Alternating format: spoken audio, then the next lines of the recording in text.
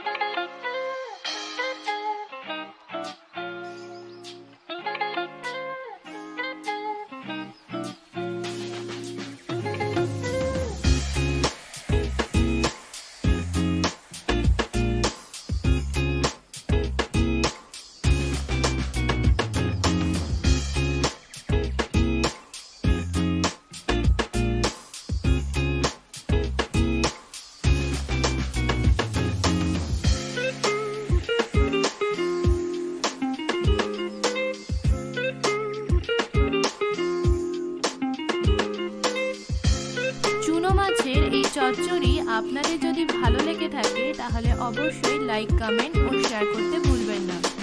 এবং এই চ্যানেলের পক্ষ থেকে আরও নতুন নতুন রেসিপি পাওয়ার জন্য আমাদের চ্যানেলটি সাবস্ক্রাইব করে দেবেন। ধন্যবাদ।